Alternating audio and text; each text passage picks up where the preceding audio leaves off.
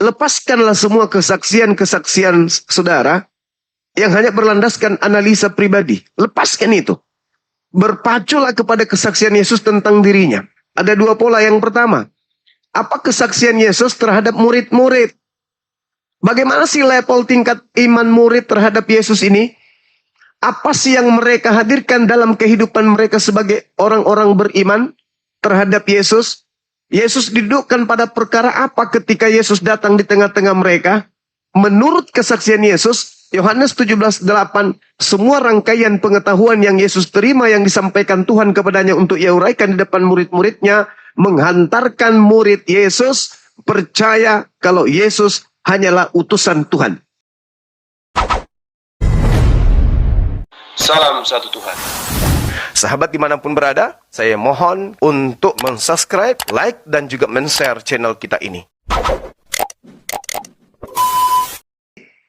Bahwasanya kondisi muridnya setelah Yesus menyampaikan segala firman yang menjadi cakupan misi kedatangannya, murid-murid menerima, murid-murid percaya, meyakini, mengimani Yesus hanyalah utusan Tuhan. Menurut Yesus. Bukan menurut murid. Menurut Yesus. Lalu menurut siapa lagi? Strata tertinggi pendidikan apa lagi yang melampaui itu? Tak ada.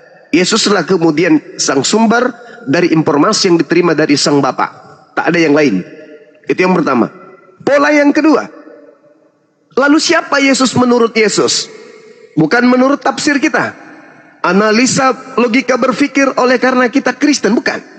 Tetapi pernyataan Yesus itu sendiri, di mana itu cakupan dari instruksi sang Bapa. Dengarkanlah Yesus, percayalah Yesus. Berarti harus merujuk kepada lisan Yesus itu sendiri.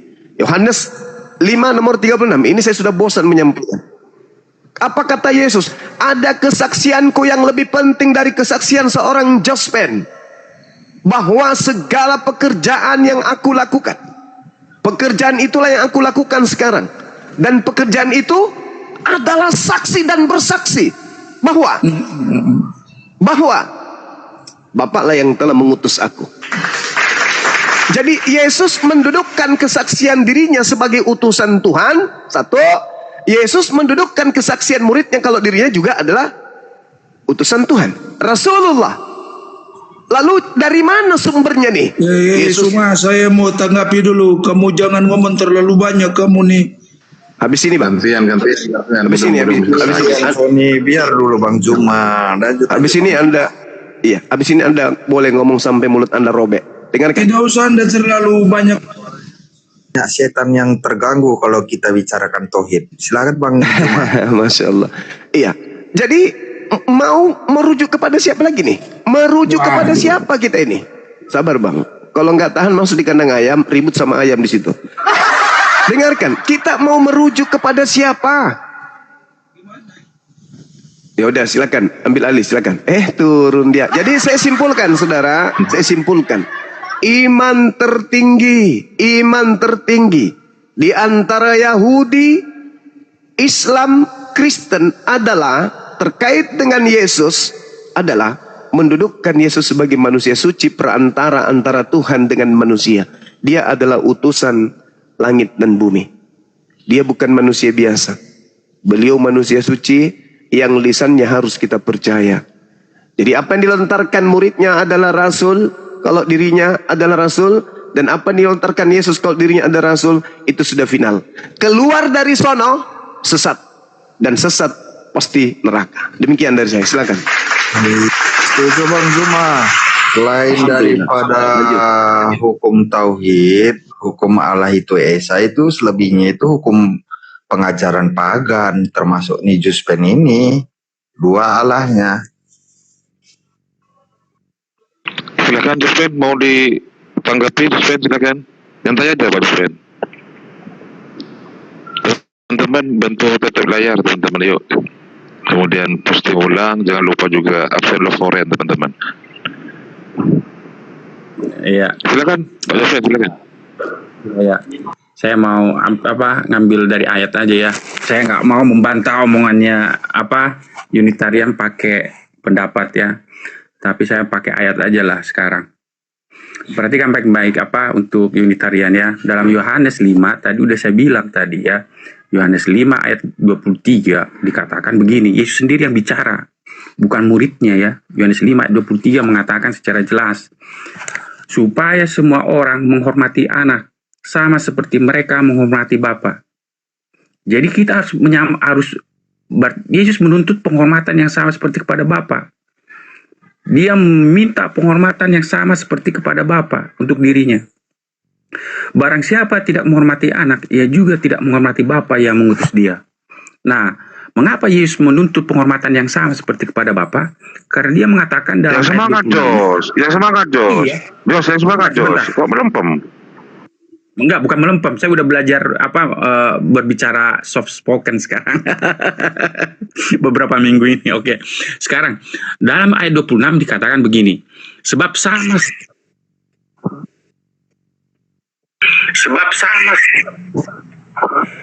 sama seperti Bapa mempunyai hidup dalam dirinya sendiri, demikian juga diberikannya anak mempunyai hidup dalam dirinya sendiri. Jadi Yesus menyamakan dirinya, kodratnya sama seperti kepada Bapa. Tidak pernah ada seorang nabi pun, walaupun Musa dalam Keluaran 7 ayat 1 diangkat diangkat sebagai Elohim kepada Firaun, tetapi dia tidak pernah mengatakan kodratnya sama seperti kepada Bapa di surga. Tapi Yesus menyamakan dirinya sama seperti Bapa. Dalam Yohanes 5 ayat 26. Makanya ketika Yesus berkata di sini dikatakan begini. Dalam ayat 19 dikatakan begini. Maka Yesus menjawab mereka katanya, aku berkata kepadamu, sesungguhnya anak tidak dapat mengerjakan sesuatu dari dirinya sendiri, jikalau ia tidak melihat Bapa mengerjakannya. Sebab apa yang dikerjakan Bapa itu juga dikerjakan anak.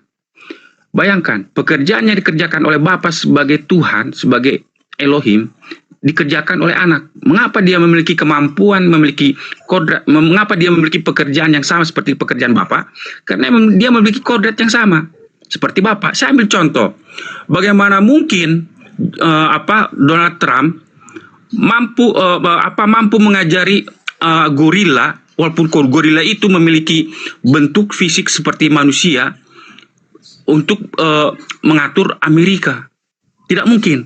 Tetapi Donald Trump mampu mengajari anaknya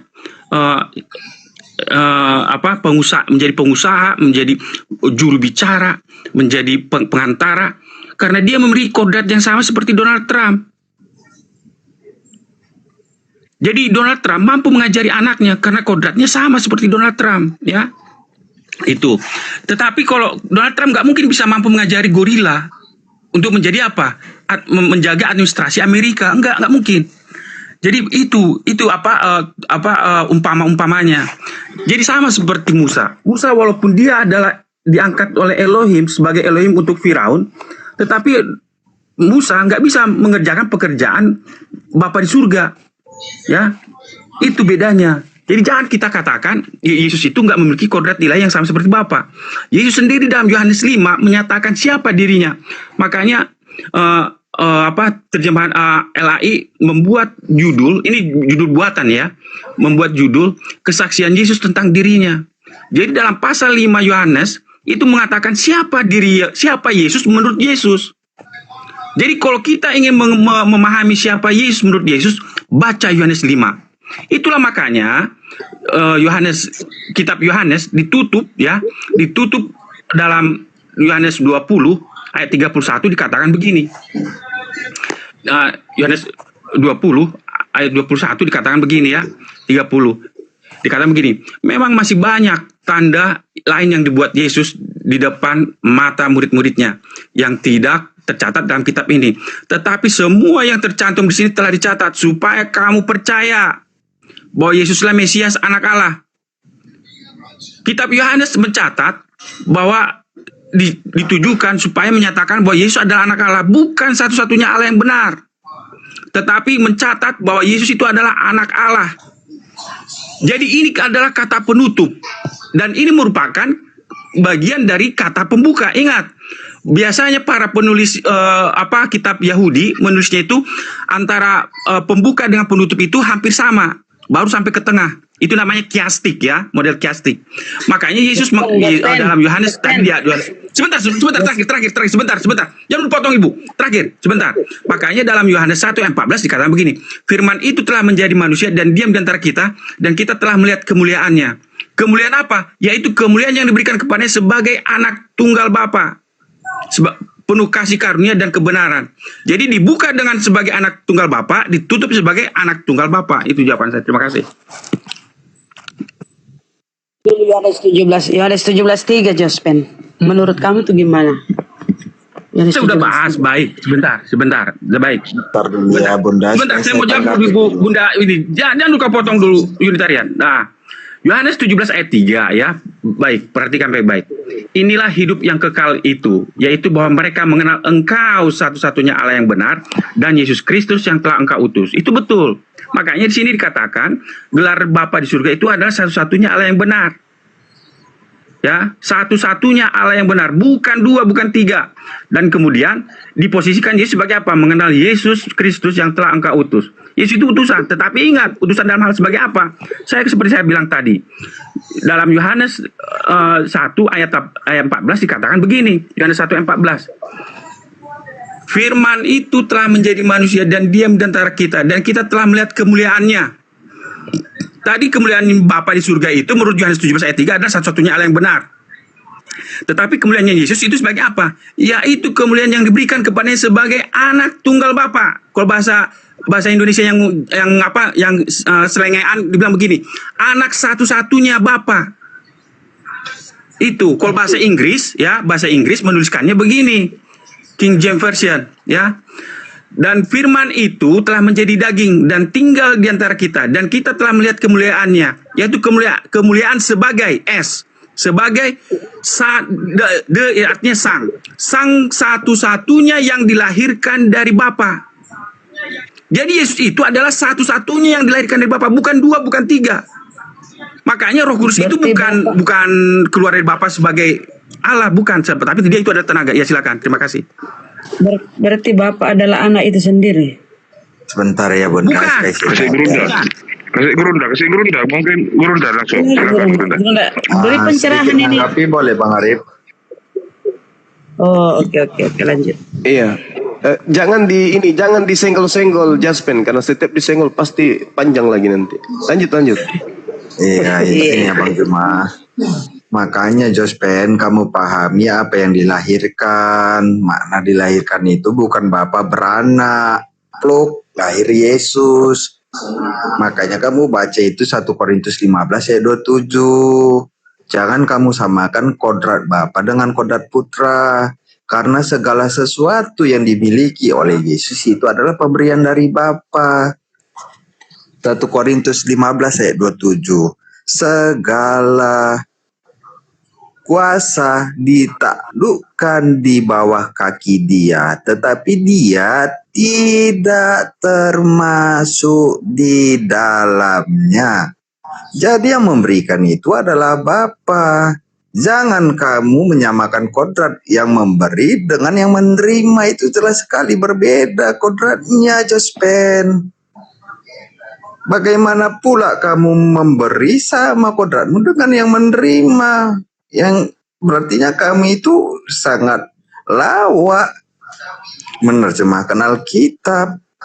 Dan yang dimaksudkan dilahirkan itu di Ibrani 1 ayat 5. Makanya bagaimana pula kamu menyamakan kodrat sang ilahi, sang sumber itu dengan seorang malaikat? Ibrani 1 ayat 5. Bapa itu menggolongkan Yesus itu sebagai malaikat. Jadi bagaimana pula malaikat kamu sandingkan kodratnya dengan sang sumber? Baca deh coba Ibrani 1 ayat 5. Siapakah di antara malaikat-malaikat anakku kau hari ini? Nah, jadi kamu pahami bagaimana pula seorang malaikat kamu sandingkan kodratnya sama dengan sang Bapa sebagai sang sumber. Sedangkan Bapa menggolongkan Yesus itu sebagai malaikat, apakah Bapa juga sebagai malaikat? Mikir dong. Itu dari saya, Bang Arif. Karena yang saya tahu Yesus selalu memposisikan dirinya itu di bawah Bapa. Tidak pernah dalam pikiran Yesus mau setara dengan Bapa. Karena Yesus sendiri mengatakan Bapa lebih besar daripada aku. Itu perkataan Yesus loh. Silakan. Ya, oke, terima kasih Bang Unitarian. Mungkin Gurunda bisa masuk, tapi ke penonton silakan penonton tap layar dulu, posting ulang dulu teman-teman. Kemudian loforenya jangan lupa di share saling tautan serta ya. Silakan Gurunda. Oke, baik. Bung, kan tadi kesaksian Yesus itu kesaksian tertinggi. Saudara masuk lagi ke dalam Yohanes 5 tuh. Ya, sebab sama seperti Bapa mempunyai hidup dalam dirinya sendiri, demikian juga diberikannya hidup. Si anak ini mempunyai hidup dalam dirinya sendiri. Dua entitas yang berdiri sendiri, hidup pada posisi sendiri-sendiri. Yang satu maha hidup, satu cuman hidup. Kenapa cuman hidup? Karena hanya diberikan. Yang satu pemilik hidup, sang maha hidup. Makanya data selanjutnya dikatakan apa? Dia menghakimi sebab dia diberikan penghakiman itu. Dan dia berbuat kemudian menghakimi sebab dia adalah manusia. Kekuatan penghakiman diberikan kepada Yesus sebab dia manusia. Itu ucapan Yesus tuh. Aku diberi untuk memberikan penghakiman sebab aku ini adalah manusia. Jadi Yesus tidak bisa melakukan apa-apa selain apa yang oleh Tuhan kepadanya. Maka Yesus itu bukti bahwa dia tidak sehakikat dengan Tuhan. Coba baca data 27-nya. Apa yang dikatakan itu? Dan Bapa telah memberikan kuasa kepada Yesus untuk menghakimi, karena aku Yesus adalah anak manusia. Selesai sebenarnya di situ. Jadi ketika Anda membawa data Yohanes 5:26, ingat yang tadi Yohanes 17:8. Segala firman. Jadi bukan cuma comot-comot firman. Segala firman termasuk yang tadi. Sebab sama seperti Bapa mempunyai hidup dalam dirinya, demikian juga anak diberikannya hidup dalam dirinya sendiri dan seterusnya. Semua itu masuk dalam rangkaian segala firman. Bukan cuma satu-satu comot-comot sana sini, bukan. Tapi segala firman termasuk aku dan Bapa satu. Siapa yang melihat aku melihat Bapa. Kemudian makananku adalah melakukan pekerjaan dari Bapa. Siapa yang menolak aku sama menolak Bapa. Itu sama. Semua dalil telah diberikan oleh Yesus, dalil-dalil itu. Dan ending setelah murid menerimanya, Yesus hanyalah utusan Tuhan. Tapi kenapa saudara Jospen memahaminya dia Tuhan? Karena itu tadi, Anda terjebak dalam pengajaran Helenisme. Anda terjebak ajaran politeisme. Di mana memang, maaf, di Kristen itu memang ada pengajaran-pengajaran politeisme yang berbaur masuk ke dalamnya. Makanya dalam 2 Petrus 2 dikatakan begini, sebagaimana dahulu di tengah-tengah umat Tuhan muncul nabi-nabi palsu, demikian juga sekarang di tengah-tengahmu ada penyesat yang memasukkan pengajaran-pengajaran yang membinasakan. Catat itu. Jadi kalau saudara Jospen mendudukkan perkara Yesus itu masih dianggap juga setara dengan Tuhan, atau Yesus itu dianggap sehakikat dengan Tuhan, itu disebabkan karena adanya pengajaran-pengajaran palsu tadi yang masuk ke dalam tubuh pengajaran Yesus, bercampur aduk dia di sana, sehingga ada kekuatan yang menginginkan Yesus itu menjadi Tuhan, meskipun Yesus sendiri bersaksi segala firman telah aku sampaikan, muridku telah menerimanya, dan muridku percaya bahwa Bapa lah yang telah mengutus aku. Mengutus aku itu artinya bukan Bapa, tapi utusan. Adapun ketika dia mengatakan sama seperti Bapa memiliki hidup dalam dirinya sendiri, maka anak juga memiliki hidup dalam dirinya sendiri. Kan diberikan. Bagaimana mungkin makhluk yang diberikan hidup, sehebat apapun dia, bisa sehakikat dengan yang memberi hidup? Itu loh saudara Jospen. Kembali kepada pola awal.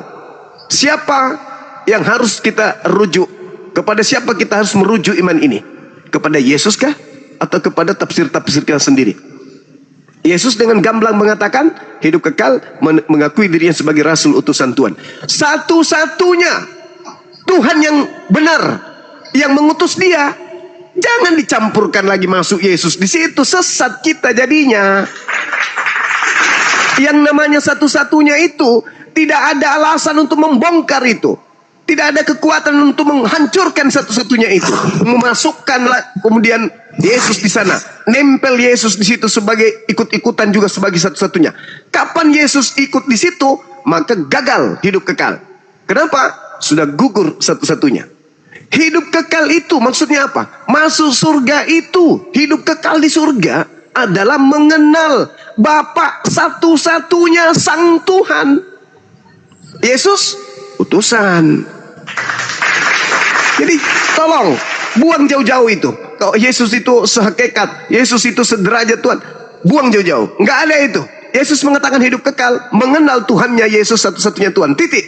Sejago apapun Yesus, seseksi apapun dia, jangan pernah kau setarakan Yesus dengan Tuhan yang satu-satunya itu. Kapan saudara menyatukan Yesus dengan Tuhan yang satu-satunya tadi, Anda tidak memperoleh hidup yang kekal. Dan saya pastikan Anda adalah anti Yesus, anti Kristus. Demikian.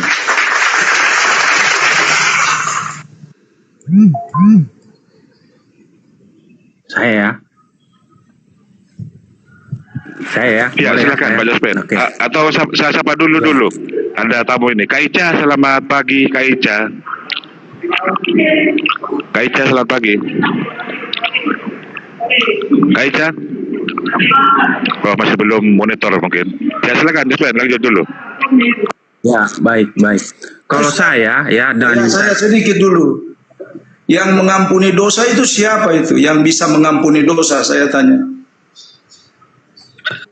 Nah, saya Ini mau mengenai tanya saya dulu. Tuhan langit dan bumi.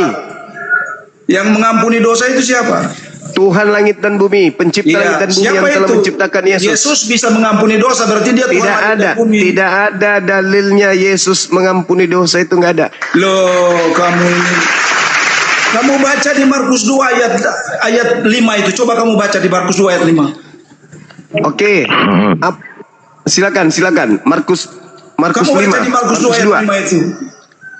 Oke, kita bacakan teman-teman, biar saudara ini paham. Izin yang lain ya. Anda yang tidak paham. Ketika Yesus melihat iman mereka, berkatalah ia kepada orang lumpuh itu, "Hai anakku, dosamu sudah diampuni." Saya bisa juga mengatakan itu kepada Patah leher kau. banyak. Kau bohong. Saya juga bisa mengatakan itu kepadamu banyak. Saya kasih tahu Wahai buat kau semua. Wahai Soni, kepala Cuma sepotong, kau dengar. anakku dosamu sudah diampuni. Aku juga bisa ngomong begitu. Soni manusia tanpa kepala. Kau betul-betul dosamu baik. Kau dengar telah saya diampuni. Udah. Kau dengar saya ngomong. Silakan. Boleh kau Boleh. Oke, Suma. Kau baca, kau yakin bahwa firman Allah itu lebih besar dari pikiranmu? Itu dalil yang tertulis dan saya tidak pernah mengakui Markus itu tulisannya firman Saya Tuhan. tanya ini saya tanya, kamu jawab salah dari pertanyaan saya. Saya tidak pernah mengakui Markus itu murid Yesus. Dia pengarang bebas, wartawan lepas. Itu dalil, itu data. Kamu tidak percaya, oke? Kamu tidak percaya data. Saya tanya kamu sekarang ini. Saya tanya kamu, Suma. Ya. Apakah kamu punya pikiran akal itu bisa melebihi pikiran Tuhan? Saya tanya kamu dulu. Saya katakan ini jawaban saya nih. Tuhan jawab saja, Suma, jawab saja. Anda bertanya, iya. Saya menjawab. Oke. Iya. Tuhan tahu kapasitas akal saya sebagai manusia sehingga Tuhan menciptakan, membuat sebuah keadaan supaya akal saya sampai kepada kebenaran mutlak akan dalil-dalil Tuhan. Catat itu. Kalau betul Anda punya akhlak, Anda terima itu dalil, Anda terima terima itu yang sudah tertulis. Kenapa Anda lari? Saya ulang lagi. Tertulis itu Izin. data yang benar, data yang akurat. Izin Kenapa Anda teman-teman. lari? Saya Yesus ulang lagi, saya ampuni baca. dosa. Itu artinya di Allah. Sekarang saya bawa kamu Yesus. lagi. Saya bawa kamu dulu ke kebenaran. Saya mau bawa kamu. Saya mau bawa Saya kamu. bacakan Kamu sudah bicara dalilnya. dari tadi, sekarang Saya baca Sekarang dalil. semua. Saya baca dalil lagi. Saya baca dalil dulu. Saya mau arahkan kamu dulu. Ketika Yesus melihat iman mereka, berkatalah Yesus kepada orang lumpuh itu.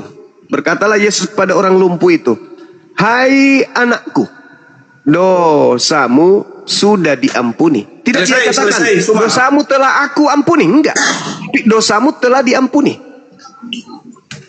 Jangankan keadaan, sabar sedikit bang. Jangankan keadaan seperti ini, Tuhan lo lagi disalib aja dia mengatakan apa? "Bapak, ampunilah dosa mereka." Saya mau katakan buat kamu Suma, dengar dulu. Sebab mereka tidak tahu Kamu apa yang datang telah aja mereka saja kamu kerjakan. bohong. Tuh. Oke, saya mau bilang buat kamu.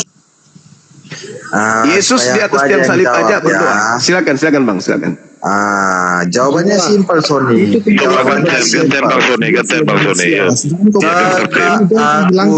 Saya mau minta Suma tolong baca. Suma tolong baca dulu ya di 2 Petrus 1 ayat 20 dan 21. Coba dibaca. Dia yang bersaksi tentang diriku yang mengampuni itu Bapa. Ya. Saya mau katakan Anda baca dulu di 2 Petrus 1 ayat 20 dan 21. Oke, apa bacaannya? Silakan. Iya, apa bacaannya? Iya, baca itu saya arahkan supaya Yang terutama kamu dong baca. harus kamu ketahui ialah bahwa nubuat-nubuat dalam kitab suci tidak boleh ditafsirkan menurut kehendak sendiri. Iya, Sebab betul. tidak pernah nubuat dihasilkan oleh kehendak manusia, tetapi oleh dorongan Roh Kudus orang-orang berbicara atas nama Theos. Sudah. Sekarang kenapa Anda Kamu punya otak kecil itu mau mengerti firman Allah semua. Justru saya kembalikan ke Anda. Kembalikan kepada Saya kembalikan ke Anda. Kenapa Anda mentafsirkan jelas Markus sudah 2? berkata Tuhan mengampuni dosa, dia itu Allah. Kamu bagaimana? Aduh, Kenapa Sony, Anda mentafsirkan? Kenapa Anda mentafsirkan Gini Markus aja, 2 Bang nomor 5 itu sebagai bukan ucapan tafsir, itu kebenaran, itu sebagai data Yesus yang yang akurat. mengampuni? Kok kamu bilang tak tafsir? Sony, Kamu di Sony, ngawur supaya aja kamu semua. paham ya, supaya Coba kamu paham. gantian Ada nggak dulu di Sony. sini Yesus Gantian mengampuni dulu orang Bang ini? Sony. Gantian dulu Sony. Sedikit ya, Markus Ustaz. 2 Aku jelasin. Markus 2 nomor 5 ada nggak Yesus mengatakan dosamu telah aku ampuni? Baca. Saudara, Sony, supaya kamu paham ya. Bukan Saudara, hanya Markus Yesus 2 yang nomor 5. mengampuni. Ada nggak Yesus itu mengatakan aku mengampuni? Itu kamu punya narasi itu batal, cuma gagal. Tapi semuanya itu berasal daripada Bapa, bukan Ya murid. iya, itu dari Bapa. Dan Bapa ada di dalam diri Yesus. Mau kemana dia? Yesus juga mengatakan kepada muridnya, kamu di dalam aku, berarti Kamu baca dulu di Wahyu 19 ayat 10 dibaca itu. Oke, Wahyu 19 ayat 10 apa? Coba dibaca. Coba jangan kayak pasar, sebentar, jangan kayak pasar. Jangan kayak pasar Bang Yuntarian. Iya, silakan sebentar. Silakan Gurunda, silakan. Iya, silakan Gurunda. Apa gurunda? Jangan kayak pasar lah. Batasi perkataan Yesus. Kau bilang percaya perkataan Yesus. Kau batasi perkataannya bagaimana?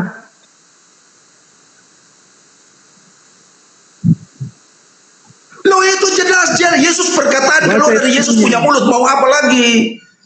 Punya semua baca. Apakah di situ dia mengatakan dosamu telah aku ampuni? Iya, itu dia yang ampuni dosa itu, bukan siapa-siapa.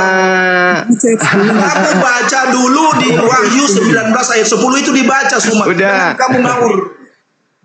Coba tanya Bang Juma. Jangan yang menyelamatkan bangsa Israel keluar dari Mesir itu Bapak. 19 ayat 10 dibaca. Sebentar. Supaya aku aja sama kamu. Kamu nih logikanya itu blow on. Jadi aku harus lurusi kamu dulu ini.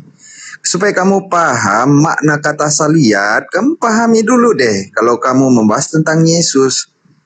Jadi kalau kamu dikatakan Yesus, Aku tidak bisa berbuat apa-apa tentang diriku, tetapi Dia yang mengutus aku, Dia yang bersaksi tentang diriku.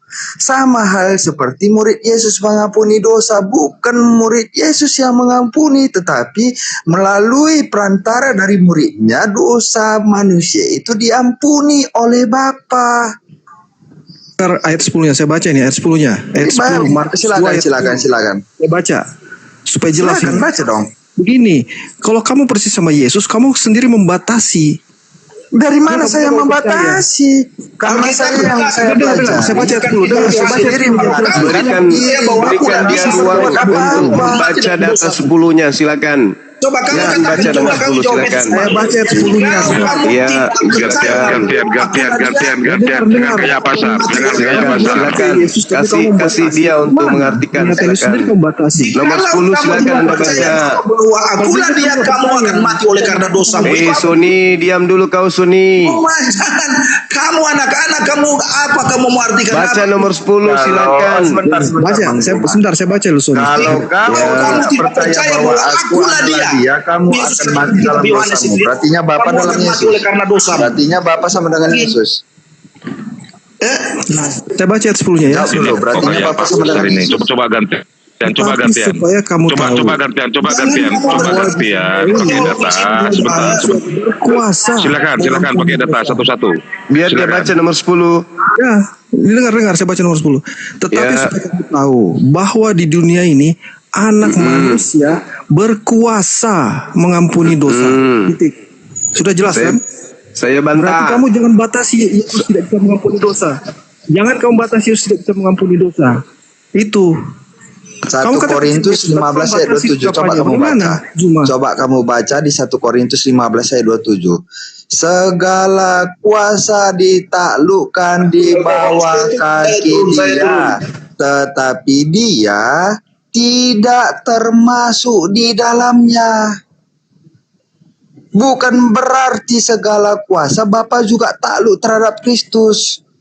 Kamu paham nggak ayatnya itu? Makanya dikatakan Yesus apa? Aku tidak bisa berbuat apa-apa tentang diriku, karena segala kuasa Yesus itu diberikan oleh Bapa.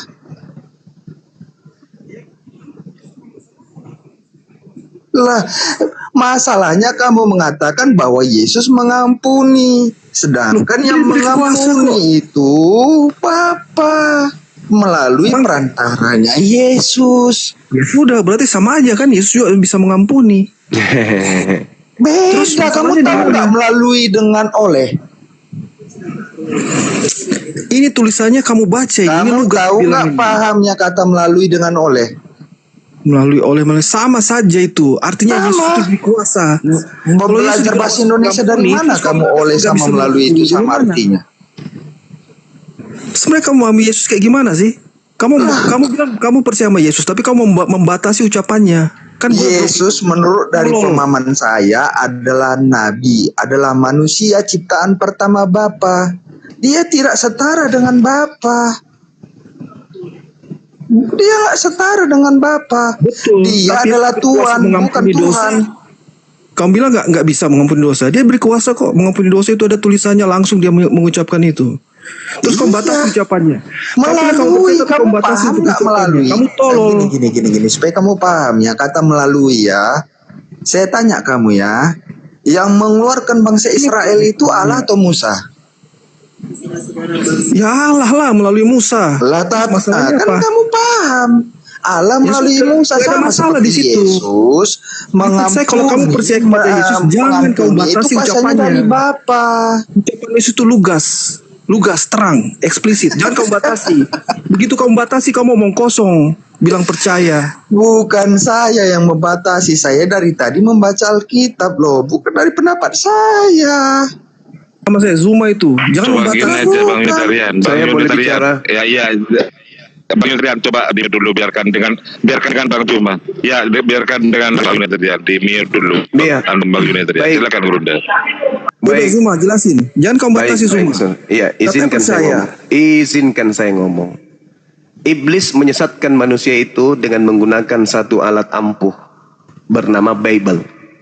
Bible itu senjata iblis untuk menyesatkan manusia, dan Bible itu senjata bahas Bible kalau begitu. Diam dulu. Gantian kita.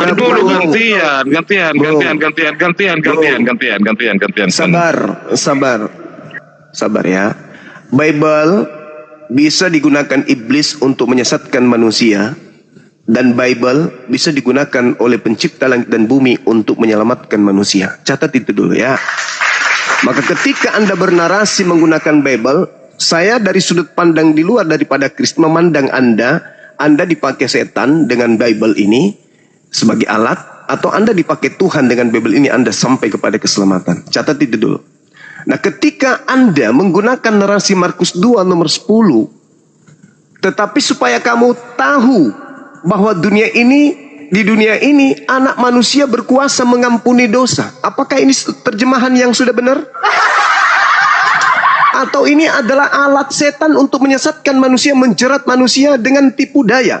Diam dulu, Bung. Diam dulu. Kau masih mempertanyakan. Ya sudah, diam dulu, Bang. Terjemahan dari aslinya bagaimana? Coba. Bung, bisa Anda diam sebentar. Abis ini Anda dengarkan saya ya. Abis ini Anda boleh tanggapi. Di dalam Markus 2:10, kata mengampuni itu tipu muslihat. Itu nggak ada kata mengampuni di situ. Kenapa? Bahasa Yunaninya yang ada di sana adalah epiemi. Epiemi itu artinya meninggalkan. Sedangkan dalam bahasa Yunani tua, Yunani kuno, kata mengampuni itu adalah sincoro.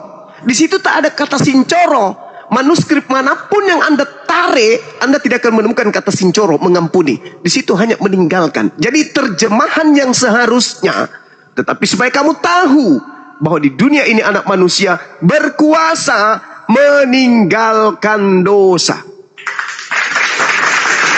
Bukan mengampuni dosa, tapi meninggalkan dosa. Ingat perkataan saya. Bible bisa digunakan iblis untuk menyesatkan manusia, dan Bible bisa digunakan oleh Tuhan langit dan bumi untuk mengantarkan manusia kepada kebenaran hakiki. Catat itu. Forgive sin kabarnya. Katanya forgive sins. Catat itu. Kitabmu bukan bahasa lain daripada Yunani. Catat. Ya udah, saya pakai bahasa Inggris. Bahasa Inggris itu bukan bahasa yang digunakan oleh original teks kitabmu. Itu lebih benar bahasa Inggris daripada bahasa Indonesia. Bahasa Yunani adalah bahasa aslinya. Ya, bahasa Yunani apa tadi? Saya katakan semamu, kata epiemi itu artinya meninggalkan. Forgive sins. Itu artinya forgive sins. Dengar. Ucapan saya dengarkan.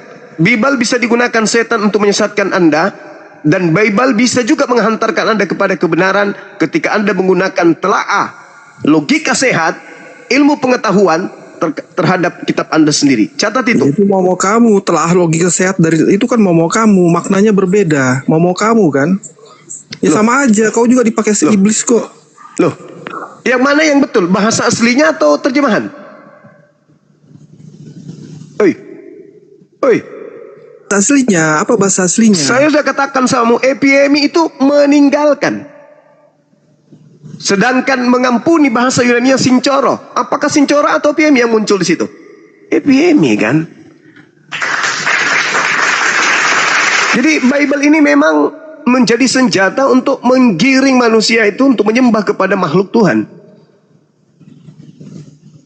Paham ya? Nah, silakan yang lain.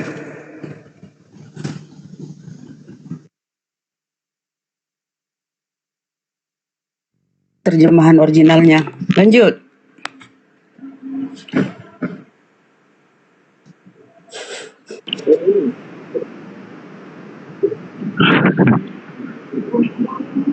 Martias. Itu kan artinya epene amartias. Itu original teksnya. Itu artinya apa? Mengampuni dosa-dosa.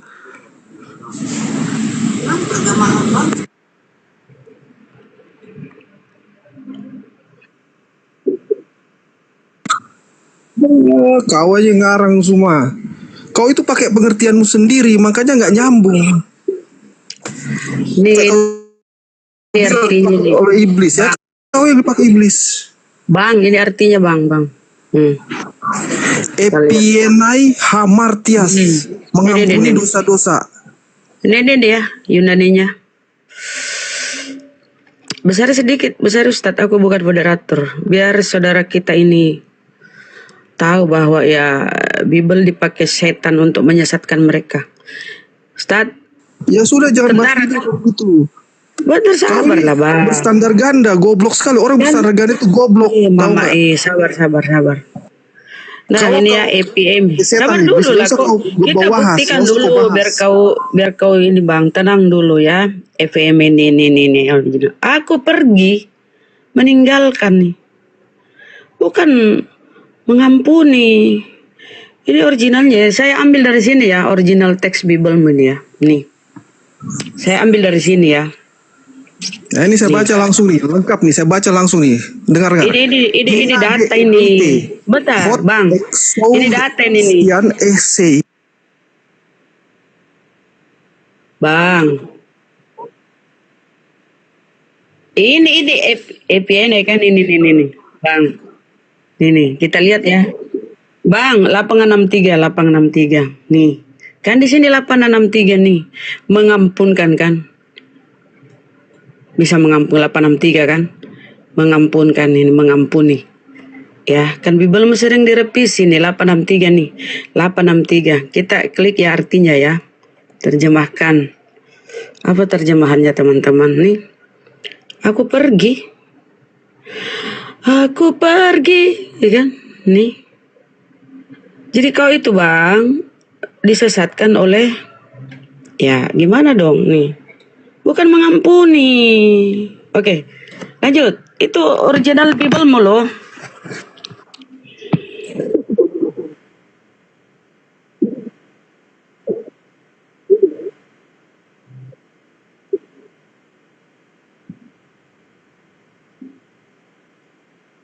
Beda nggak nyambung jadinya.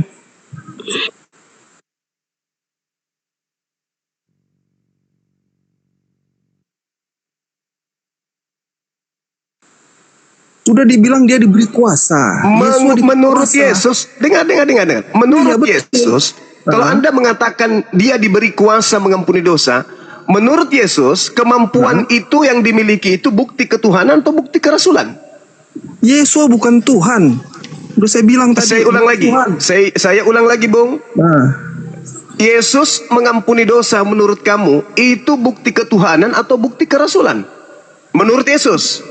itu bukti bahwa dia Mesias. Saya Itu ulang bukan lagi. Mesias. Nah, Mesias, inilah cara iblis menyesatkan. Luruskan hatimu, Sudah lembutkan dibilang hatimu. Yesus itu Mesias. Dengar. Jelas itu. Menurut Yesus, Nah, dia mengampuni dosa itu bukti kerasulan atau bukti ketuhanan menurut Yesus. menurut Yesus. Coba Ya. kau cari. Coba cari teksnya. Yohanes Pernyataannya. 5 Coba cari nomor teksnya. 36. Coba saya Bahwa buka. semua pekerjaan yang diberikan Bapa kepadaku, pekerjaan itu yang kulakukan sekarang, dan pekerjaan itu bersaksi bahwa Bapa lah yang telah mengutus aku. Itu kesaksian Ya, sudah. Yesus. Iya, diutus Mesias. Oke, Itu kan kayak Mesias, kan? berarti mengampuni dosa menurut Anda itu bukti ketuhanan atau bukti kerasulan? Bukti kerasulan lah. bukan Alhamdulillahirrabbilalamin. Ya udah, nggak usah ngotot, lanjut yang lain.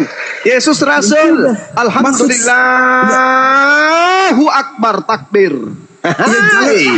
Jangan kau batasi ucapan Yesus. Kau kan tadi membatasi ucapan Yesus, makanya saya komentar. Oke, lanjut.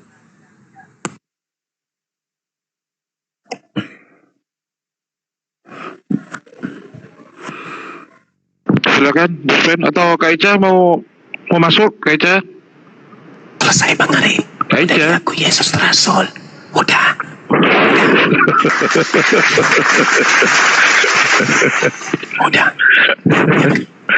Yang kasihan Bang Tadi Jose. ini moderator sambil bantu. Udah diakui. Yesus Rasul udah. Gak ada lagi harapan. Tutup gereja. Aku ntar aja. Lanjut aja yang lain. Udah, Silakan Kak Ica, open game nggak apa-apa, ayo.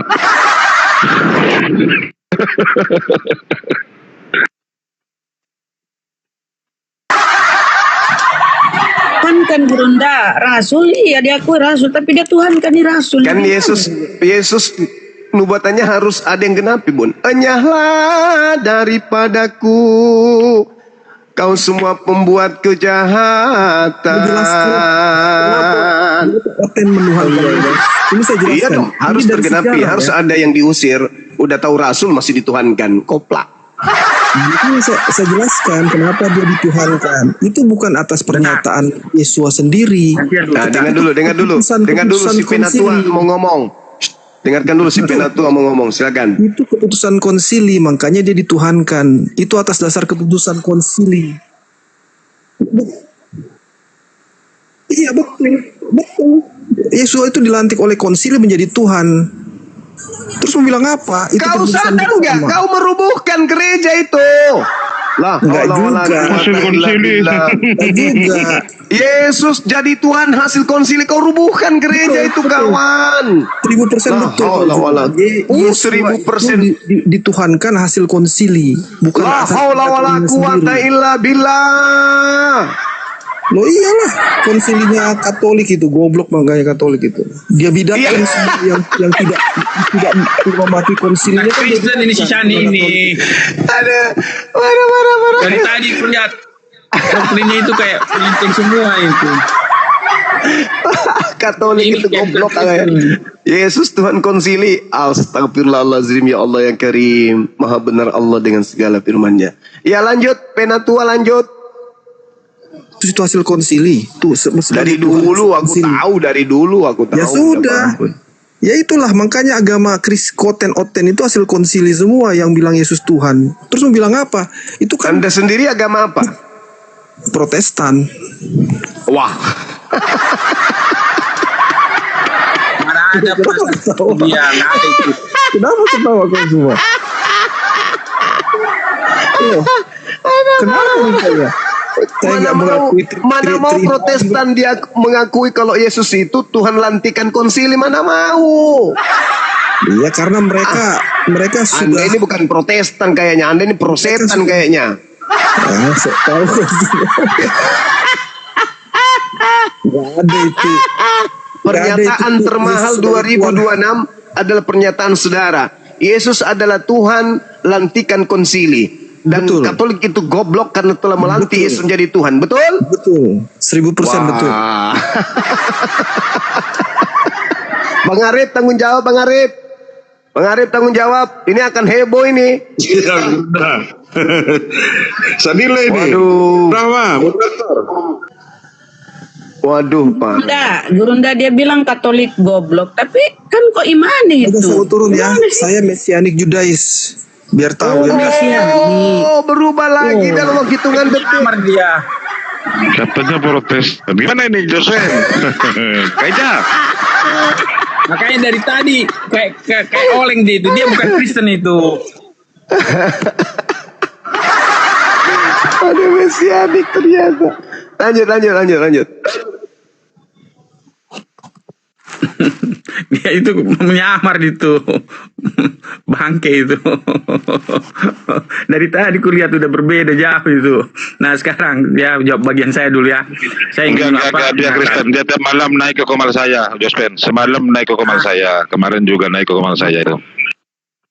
Bisa itu 10 tahun orang ngaku-ngaku Kristen tapi bukan Kristen itu. Ngaku-ngaku aja itu. Nah baik. Bagi saya Yesus itu memiliki kodrat ilahi sama seperti itu, seperti Bapa, karena ini ya Yesus sendiri yang mengatakannya itu ya. Di dalam Yohanes 3 ayat 16 ya. Yohanes 3 ayat 16 dia sendiri yang mengatakan itu ya. Yohanes 3 ayat 16. Karena ini ucapan Yesus ini ya.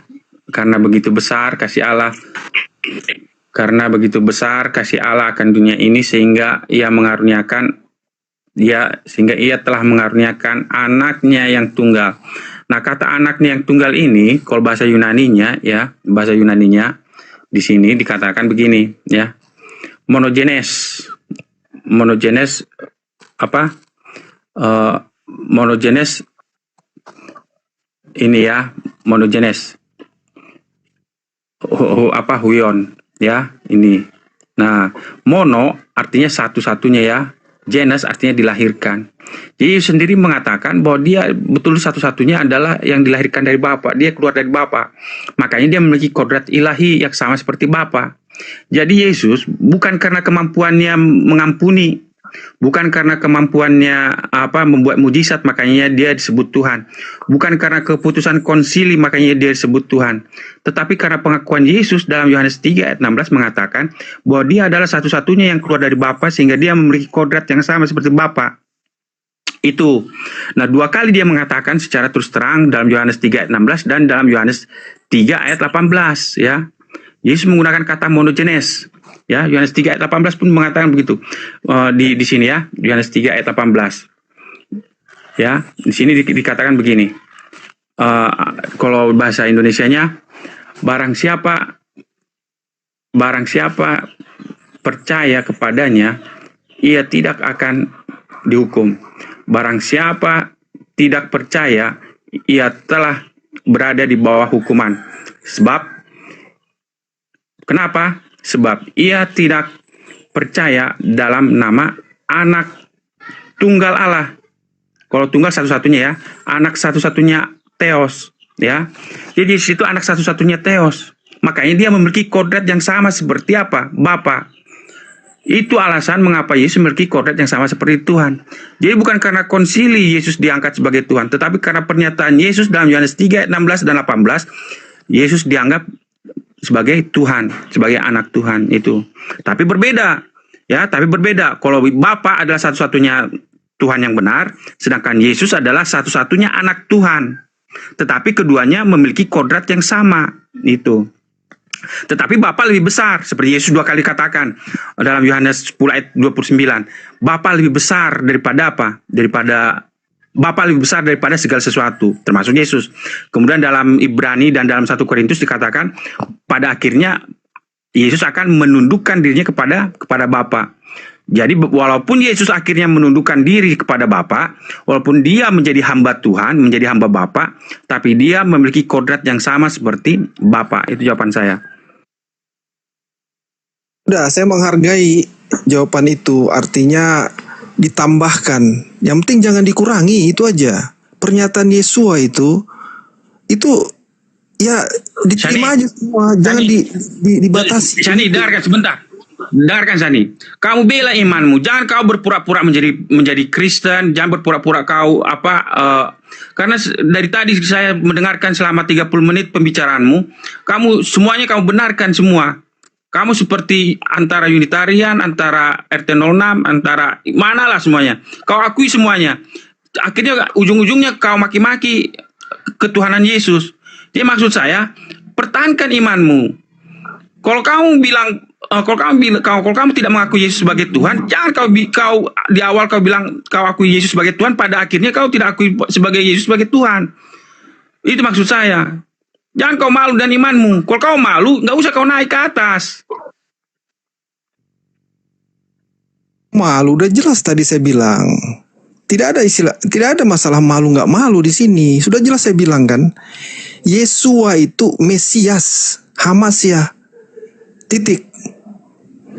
Kalau misalkan kau mau artikan itu Tuhan, silahkan. Mau ditambahin dari ayat dari manapun silahkan. Yang penting jangan dikurangi kayak si Zuma ini, dia kurangi. Sudah ada pernyataan Yesus langsung, aku bisa mengampuni kok, diberi kuasa. Dia bilang nggak bisa, ya nggak lucu kan? Maksud saya itu. Jadi saya menghargai seluruh denominasi Kristen, saya hargai semua. Begitu.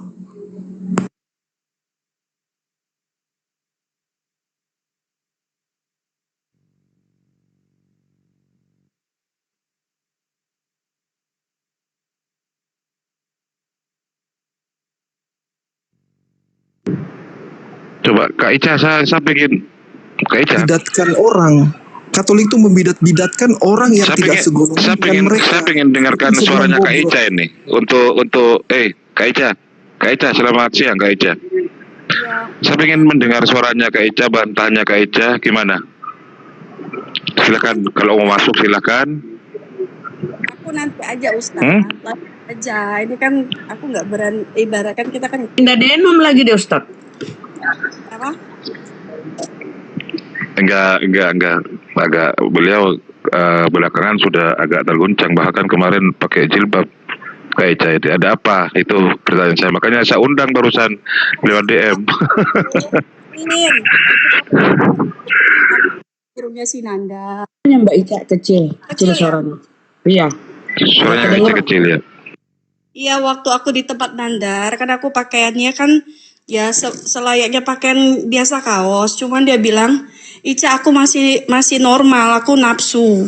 Nah jadi pakai jilbab. Oh ya udah, pakai penutup lah supaya ini katanya. Jadi aku hormati lah, itunya. Karena setiap laki-laki katanya ngelihat yang begitu pasti ada hawa nafsunya katanya. Ya sudah, aku menghargai. Siapa yang ngomong? Enggak, gini, kalau setiap laki-laki berarti Yesus juga sebagai manusia normal juga punya ini ya. Ketika misalnya melihat Kak Ica, gimana? Kak Ica?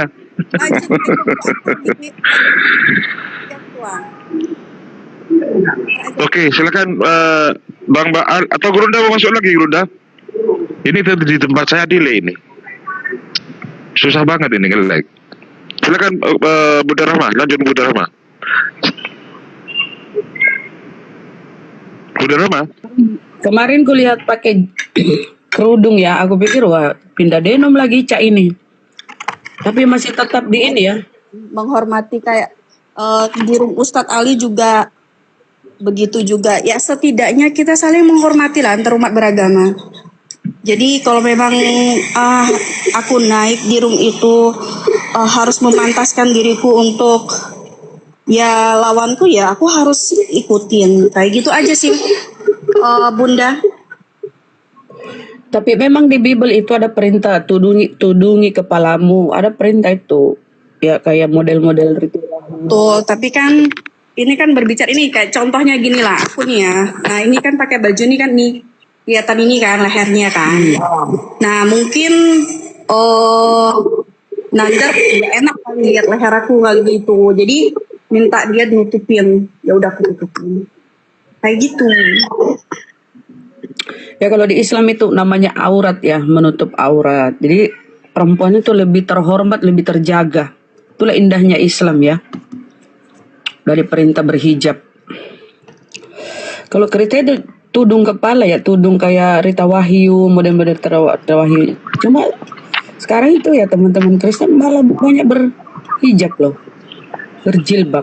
Itu tudung itu bukan menutup aurat, Bunda. Iya. Cuman apa ya, meletakkan kain ke kepalanya aja. Kepala. Jadi kayak kadang Rita Wahyu. Rambutnya itu terumbar, lehernya juga terumbar. Iya. Silakan lanjut dulu. Ini saya agak ngelag ini masalahnya, Bunda. Jospen mau komentar apa, Jospen? Silakan Jospen. Saya nggak bisa naikkan tamu.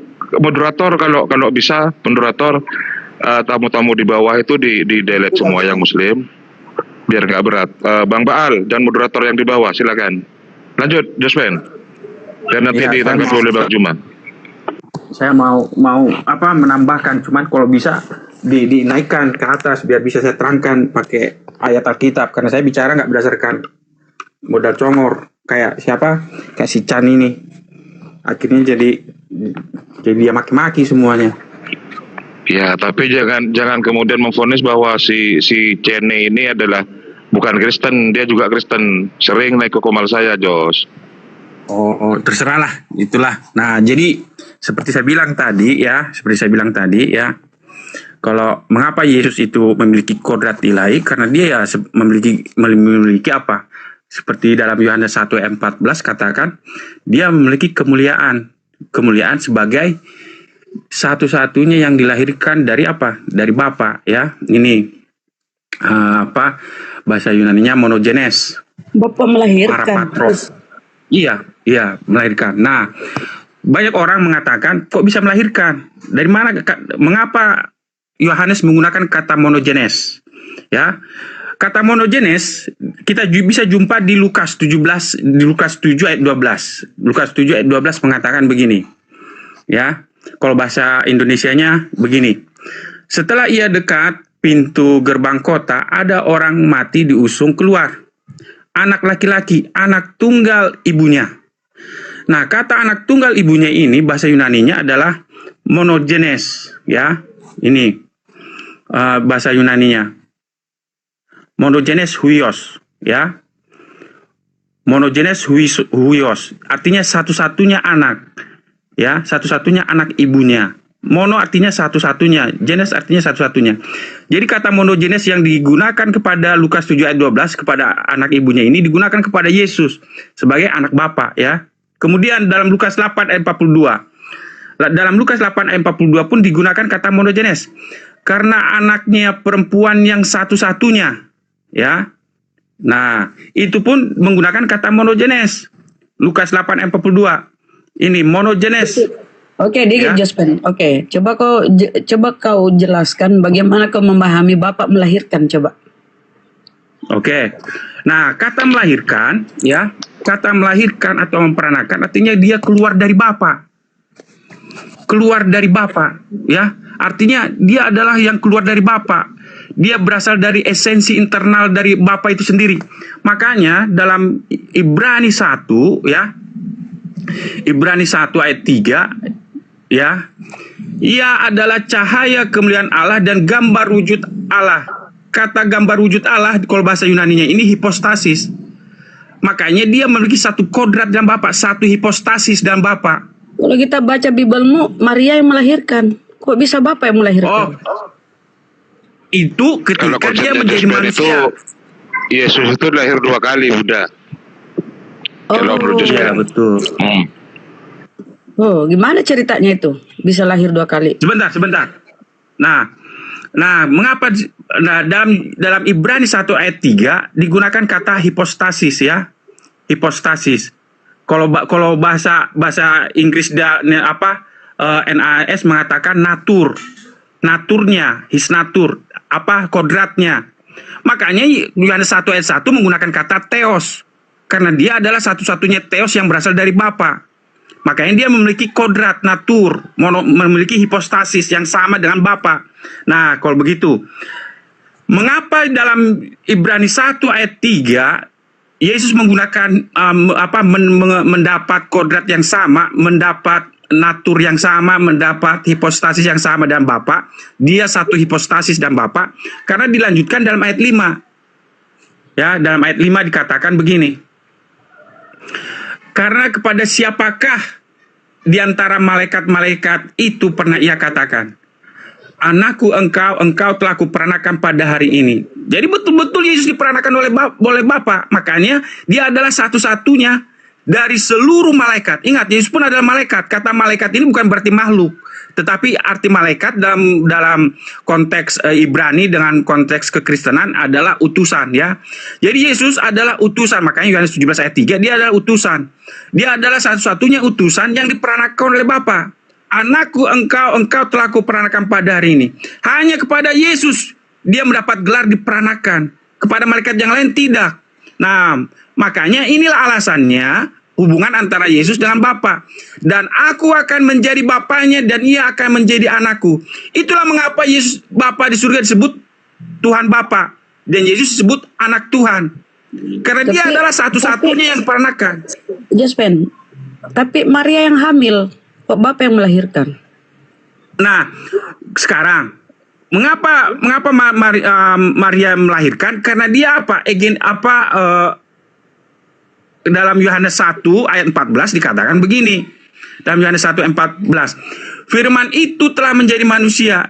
Ketika dia menjadi manusia, dia dilahirkan dari apa? Bunda Maria. Jadi dia diperanakan pertama kali ketika zaman kekekalan, dia pertama kali dilahirkan oleh Bapa.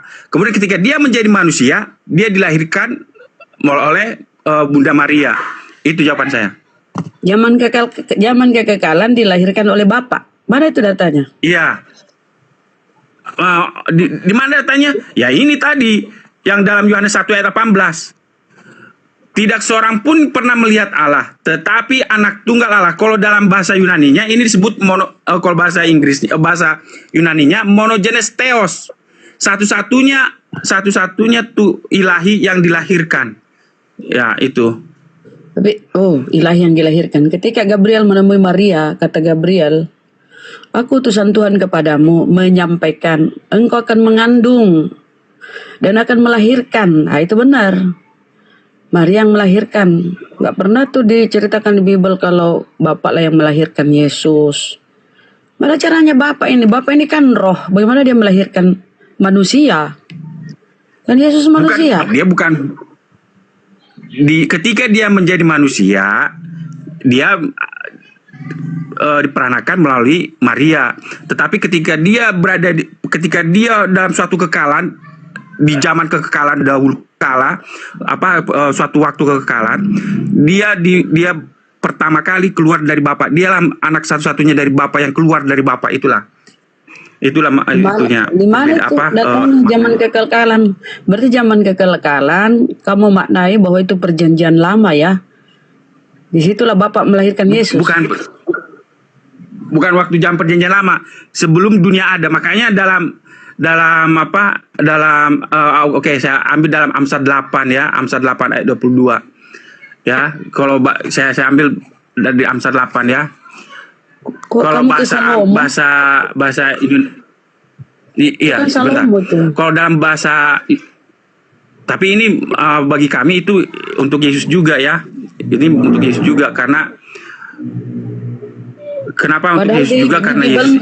Bang Juspen, di Bibelmu itu dilarang menafsir seenak kata ya, dilarang menafsir. Iya, bukan. Saya nggak menafsirkan. Saya nggak menafsirkan. Itu kan Salomo itu. Betul, Salomo yang menulis. Sebentar.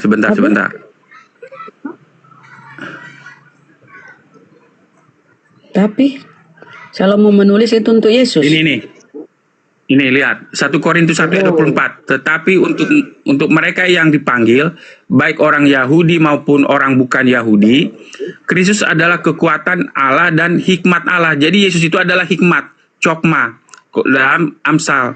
Jadi untuk menafsirkan Amsal 8 ayat 22, Amsal 8 ayat 22 ditujukan kepada hikmat. Jadi itu adalah digunakan kepada Yesus. Kalau kita baca perkataan Paulus, Yesus itu adalah ciptaan. Dalam Kolose berapa? Kolose 1 ayat 15. Yesus adalah ciptaan yang pertama. Oh, baik. Data dulu ya. Baik, begini ya. Baik, ini ya. Kolose 1 ayat 15. Ia adalah gambar Allah yang tidak kelihatan. Ya, ingat, dia adalah gambar Allah yang tidak kelihatan, yang sulung, lebih utama dari segala yang diciptakan. Kalau bahasa Yunaninya ini adalah prototokos, ya, prototokos. Mengapa Yesus sebut prototokos? Karena di ayat selanjutnya dikatakan ayat 16. Karena di dalam dia itu dulu, segala yang diciptakan tuh baca itu. Dia adalah lebih utama dari segala yang diciptakan. Berarti dia diciptakan dong. Walaupun dia utama, tetap dia diciptakan. Terus, kenapa Anda bilang dia dilahirkan oleh Bapa? Ada diciptakan tuh. Baik. Kan ini, dengarkan. Karena di ayat 16, kan di ayat ini, ayat 16, ayat 15 ini, lebih utama dari segala yang diciptakan. Perhatikan. Lebih utama dari segala yang diciptakan. Ayat 16. Jangan lupa awalannya Bang, diciptakan. Iya, kan saya udah baca. Saya nggak lewatkan itu. Perhatikan baik-baik. Saya ulangi dari atas. Ia adalah gambar Allah yang tidak kelihatan, yang sulung, lebih utama dari segala yang diciptakan. Kan artinya lebih utama dari segala yang diciptakan. Ya, apapun namanya, tetap dia diciptakan. Apapun narasimu saudara, dia tetap diciptakan, bukan dilahirkan oleh Bapa ya. Masa roh melahirkan manusia? Bukan roh melahirkan manusia. Ketika dia sebelum jadi manusia, preeksistensi Yesus itu adalah ilahi. Makanya dalam Yohanes 1 ayat 1 ya, saya kembali. Diciptakan loh. Sebelum mana ilahinya dia, coba ilahinya. Apanya yang ilahi nih Yesus Bang, apanya? Apanya yang ilahi Yesus? Makanya Makanya dalam Yohanes 1 ayat 1 dikatakan begini, pada mulanya adalah firman. Sebenarnya ini hologos, sang logos. Sang logos itu bersama-sama. Ini sebenarnya prostonteon, di hadapan. Sebenarnya ini pros ini di hadapan, di hadirat. Di hadirat sang Bapa, ya, sang teon. Dan di sini theos, ya. Sebenarnya ini disebut duluan di sini, baru ini ke sini.